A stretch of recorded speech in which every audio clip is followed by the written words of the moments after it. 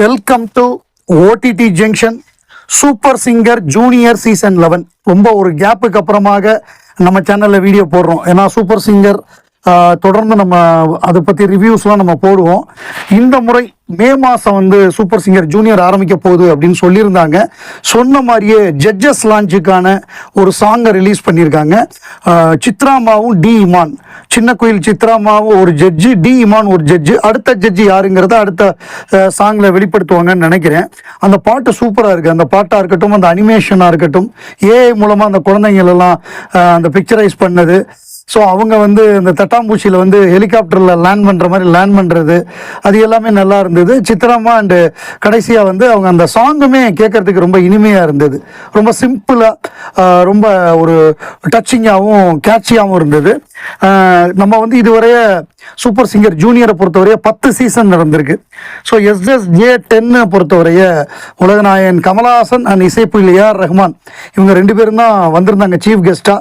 அந்த ஃபைனல் அப்போ உலகநாயகனையே ஆட வச்சாங்க லயனட்டு. ஸோ அந்த ஃபைனல் வந்து நமக்கு ஏஞ்சோடி மஞ்சக்குருவி சாங்கெல்லாம் ஞாபகம் இருக்குது. அந்த ஃபைனலில் வந்து நான் முழுக்க லைவாக வந்து அந்த முடிய நான் ரிவ்யூ பண்ணியிருந்தேன். ஸோ அதில் வந்து காயத்ரி ஐயப்பன், காயத்ரி தான் வின்னராக வந்தாங்க. தேனியை சேர்ந்தவர். அவருக்கு வந்து 60 லட்சம் ரூபா மதிப்புள்ள வீடு, கார்லாம் கொடுத்தாங்க. ஃபஸ்ட்டு ரன்னரப்பா நஸ்ரீன், அவங்க வந்து அரசு பள்ளியில் படித்த ஒரு சிறுமி. அவங்க வந்து 10 லட்ச ரூபா அவங்களுக்கு ப்ரைஸ் கிடைச்சது. செகண்ட் ரன்னரப்பா ஆத்யா அண்ட் சாராஸ்வதி 2 பேருமே வந்தாங்க. 2 பேருக்கும் 5 லாக் ஈச் கொடுத்தாங்க. அப்போ வந்து சித்ரா, இமான், மனோ இவங்க 3 பேரும் ஜட்ஜாக இருந்தாங்க. ஸோ அதுக்கப்புறம் சூப்பர் சிங்கர் சீசன் 11 வந்து சீனியர்ஸு, அதில் வந்து நிக்கில் வந்து டைட்டில் வின்னராக வந்தார். அதுக்கப்புறம் அவருக்கு தான் எல்லா ப்ரைஸுமே கிடைச்சது. ரன்னரப்பாக சரணும் அண்டு திஷாதனா இவங்க 2 பேரும் ரன்னரப்பாக வந்தாங்க. ஃபஸ்ட்டு ரன்னரப்பு. அதுக்கப்புறம் வந்து மீனாட்சி செகண்ட் ரன்னரப்பாக வந்தாங்க. விபிஜே கோல்டன் வாய்ஸாக வந்து பாலப்பிரியா வந்தாங்க. ஸோ இவங்களுக்கெல்லாம் அவார்டு கிடச்சிது.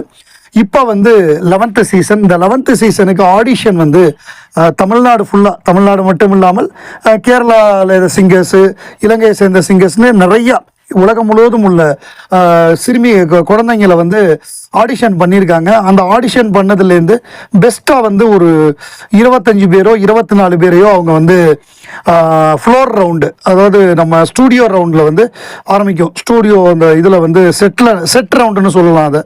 ஸோ அதை ஜட்ஜஸ் செலக்ட் பண்ணுவாங்க. மொதல் ரவுண்டுங்கிறது வந்து ஃப்ரீ ஸ்டைலாக இருக்கும். அவங்களுக்கு பிடிச்சதை பாட வைப்பாங்க. அதில் எலிமினேஷன் இருக்காது. அதுக்கப்புறம் கொஞ்சம் கொஞ்சமாக ஷோ வந்து டஃப்பாக போயிட்டே இருக்கும். இது வந்து கிட்டத்தட்ட 7 மாதம் நடக்கும்.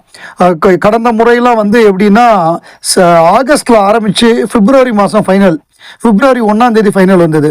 எனக்கு தெரிஞ்சு இது வந்து மே 9 ஆரம்பிக்கலாம்.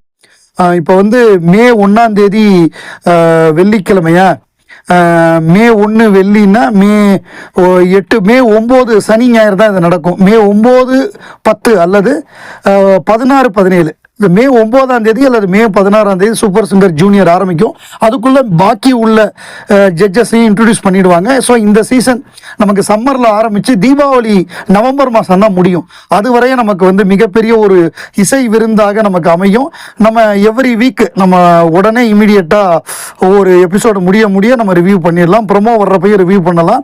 அதோட பேக்ரவுண்டு இன்ஃபர்மேஷனு, ஒரு பாட்டுன்னா அந்த பாட்டு வந்து எந்த படத்துலேருந்து வந்த பாட்டு, அது எந்த ராகத்தில் இருக்கிற பாட்டு, அதை ஜட்ஜஸ் என்ன மாதிரியான இது கொடுத்தாங்க, ஃபீட்பேக் கொடுத்தாங்கங்கிறத ஒட்டுமொத்தமாக நம்ம வந்து ஒரு பேக்கேஜாக தொடர்ந்து வழக்கம் போல் நம்ம வந்து தொடர்ந்து கொடுக்க போகிறோம். கண்டினியூவாக சப்போர்ட் பண்ணுங்கள்.